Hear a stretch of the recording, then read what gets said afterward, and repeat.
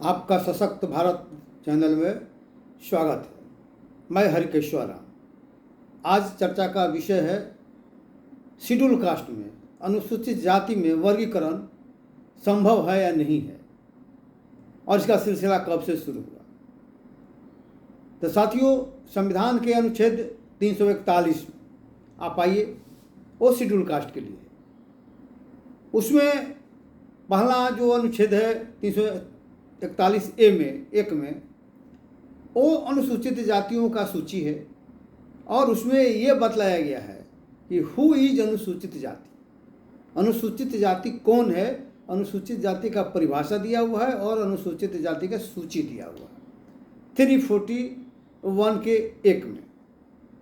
2 में दिया हुआ है कि अनुसूचित जाति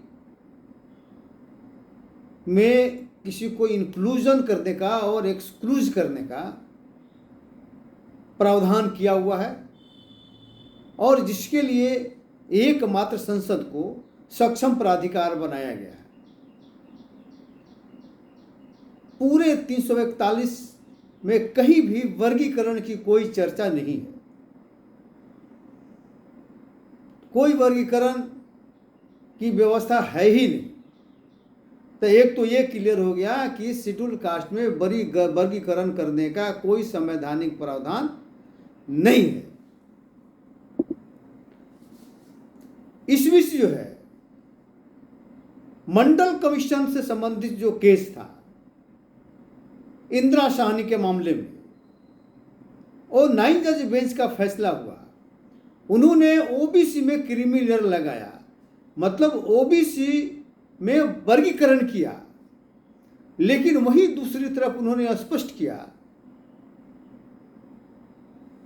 कि वर्गीकरण शेड्यूल कास्ट और शेड्यूल ट्राइब्स में नहीं हो सकता। क्रीमी लेयर के कंसेप्ट को उसी समय खारिज किया। मतलब creamy layer concept is not applicable to SC and ST, वो सिर्फ ओबीसी के लिए है। मतलब वर्गीकरण सिर्फ ओबीसी के लिए है, एससी एसटी में उसका कोई प्रावधान नहीं है। तो ये आपको 9 जज बेंच का फैसला इंदिरा साहनी मामले में मान्य किया है। इसके बावजूद भी शेड्यूल कास्ट में बहुत लोगों को लगता था कि भाई बहुत सी जातियां आगे बढ़ गई हैं, बहुत सी जातियां पीछे छूट गई हैं। तो जो पीछे छूट गई है, जो आगे बढ़ गए, उनको अलग शेड्यूल कास्ट से करिए, जो पीछे छूट गए उनको शेड्यूल कास्ट में रखिए, या दोनों का अलग अलग रिजर्वेशन मार दीजिए।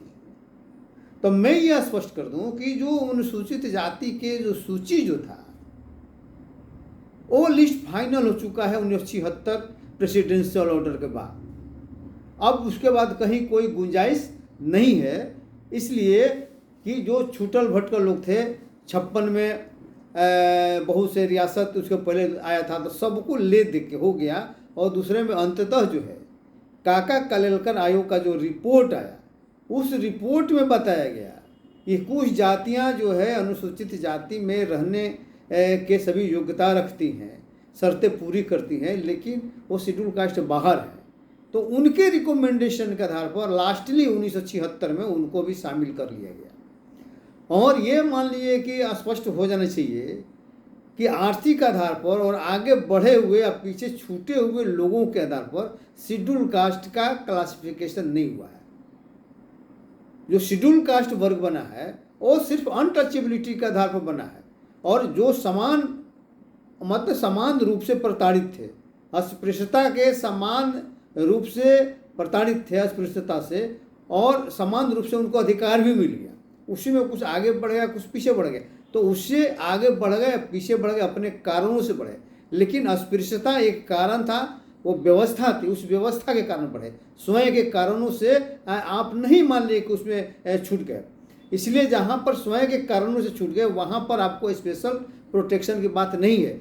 जहाँ व्यवस्था के कारण आप पिछड़ गए वहीं पर मान लीजिए कि है। तो इसीलिए इसमें वर्गीकरण जब वर्गीकरण शेड्यूल कास्ट का जो लिस्ट बना, उसमें एक तरह के समान परिस्थिति जन्यता थी। सभी लोग अस्पृश्यता के शिकार थे, सभी लोगों के साथ प्रताड़ना मान लिए कि था। और जब अधिकार मिला तो सबको एक तरह से अधिकार मिला।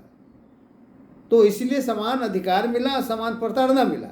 तो इसलिए बाइफर्केशन का सब क्लासिफिकेशन का कोई मतलब है ही नहीं।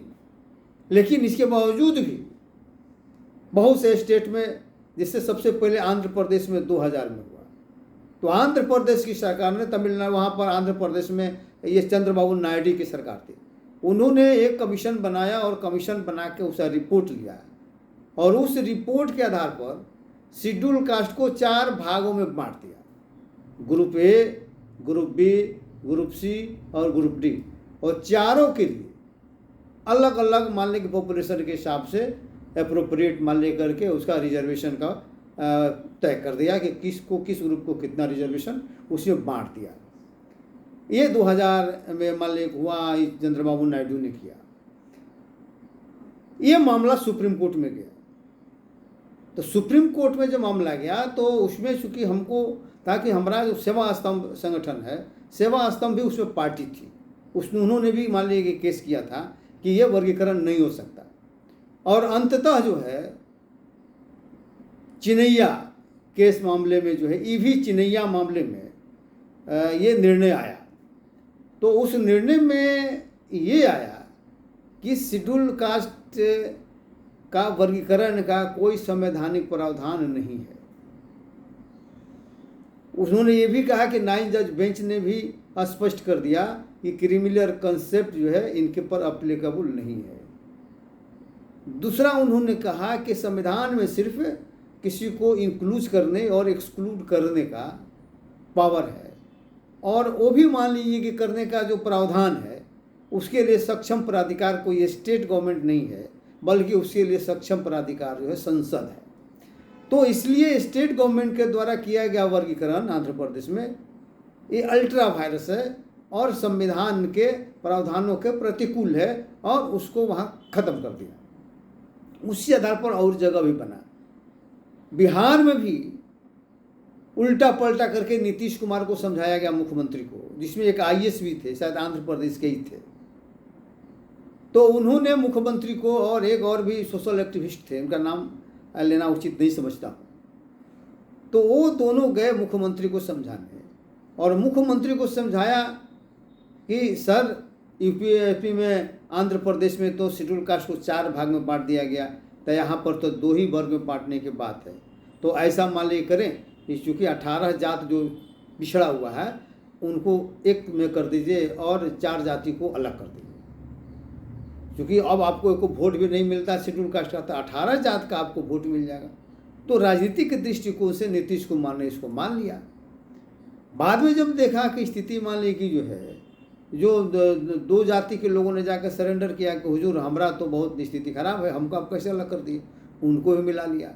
फिर जब ओवरऑल देखा कि भाई बिहार में तो 3 जात, दुसाध, चमार और मुसहर, यही तीनों मिलकर 85% है। तो अगर दुसाध और चमार को आप अलग कर देंगे तो ये इसका 60%, 62% है। तो 62% अगर मान लीजिए कि अलग आप कर दीजिएगा और मजबूत लोग हैं, तब तो आपके लिए खतरा की घंटी हो जाएगा।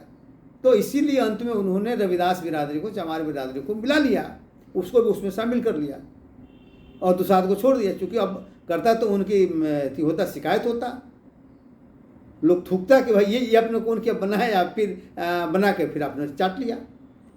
तो इस तरह से मान लीजिए कि करके किया गया, और सबसे इसका नतीजा ये हुआ कि आज जो हम स्थिति देख रहे हैं कि वर्गीकरण, तो डॉक्टर अंबेडकर ने भी कहा कि भाई वर्गीकरण तो हो ही नहीं सकता, इसमें बगैर कोई आधार ही नहीं। लेकिन नीतीश कुमार ने जो दलित महादलित बनाया, उसका सबसे बड़ा बैड इफेक्ट ये हुआ कि उन्होंने कास्ट का कहाँ से लाया, दिखा दिया कि किस जात का कितना पॉपुलेशन है। महादलित आयोग ने बना के दिखा दिया। नतीजा क्या हुआ कि जो पिछड़े हुए लोग थे, 3 जात को छोड़ के और की संख्या नगण्य के बराबर थी, बहुत कम संख्या थी।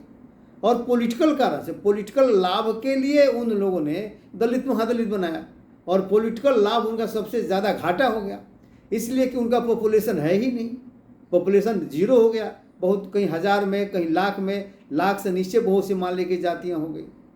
तो जो पॉपुलेशन जब कम दिखलाई तो सब लोग जान गया, तो उनको पॉलिटिकल हैसियत कम हो गई, पॉलिटिक्स में कोई उनको पूछ नहीं रहा, तो लेनी के देनी पड़ गया। तो कहने का मतलब ये है कि शेड्यूल कास्ट या शेड्यूल ट्राइब्स में किसी भी रूप में वर्गीकरण का प्रावधान नहीं है और ये अल्ट्रा वायरस है। और कोई अगर कर रहा है मान लीजिए कि इस तरह से, तो वो समझिए कि बदमाशी है। अब मन में कोई भी आए, अपने जो भी मन में जो कर लीजिए, वो अलग बात हुआ, लेकिन वो संवैधानिक नहीं है, संविधान के विरुद्ध है। उसी के बाद से आप देखिएगा बिहार में महादलित आयोग का गठन भी नीतीश कुमार ने नहीं किया, जो अपना पड़ा हुआ है वो नहीं हुआ। उसी तरह से बहुत से लोग मान लेकर आज भी लगे रहते हैं कि भाई वर्गीकरण कर दीजिए, वर्गीकरण कर दीजिए, उसका बांट दीजिए। ये संभव नहीं है। सुप्रीम कोर्ट भी लगा हुआ है, तरह तरह का बात मालिक हो रहा है। तो भाई 11 जज 9 जज बेंच जब कह चुका है कि नहीं होगा, संविधान जब कह रहा है कि कोई प्रावधान नहीं है, तो फिर जोर ज़बरदस्ती करने का मतलब क्या है? तो जोर ज़बरदस्ती लोग इसलिए कर रहा है कि जो आगे बढ़ चुके, थोड़ा बहुत आगे बढ़ कर आ गए हैं, अभी तो अपने संख्या के अनुपात में भी वो स्थिति उनकी नहीं आई है। लेकिन अगर फिर भी अगर कंपैरेटिवली आप देखा जाए तो अन्य से अगर थोड़ा आगे बढ़े तो वही आज समाज के लिए लड़ भी रहे, क्योंकि उन्हीं को जानकारी है, वही लड़ भी रहे। तो बताइए, जो लड़ना बंद कर देंगे तो लोगों को प्लानिंग ये है कि इनको जब हटा देंगे तो ये शेड्यूल कास्ट से हट जाएंगे, तो ये शेड्यूल कास्ट के विरुद्ध हो जाएंगे या आरक्षण के विरोध हो जाएंगे, तो कोई लड़ ही नहीं पाएगा। तो जो मन चाहेगा जो ऐसा करेंगे। तो इसलिए प्रतिनिधित्व नहीं हो, इसीलिए लोग जो है इसको, कुछ लोग चाहते हैं कि हम इसमें लागू कर दें, लेकिन शेड्यूल कास्ट के लोगों का स्पष्ट मानना है कि सक्षम प्रतिनिधित्व के बिना हमारा अधिकार नहीं मिल सकता है, सामाजिक न्याय नहीं मिल सकता है। इसलिए सक्षम प्रतिनिधित्व की लड़ाई भी तेज हो गई है और सक्षम प्रतिनिधित्व के लिए हमारी लड़ाई तेज है और आगे भी रहेगी। जय भीम साथियों, जय भीम, जय भारत, जय संविधान।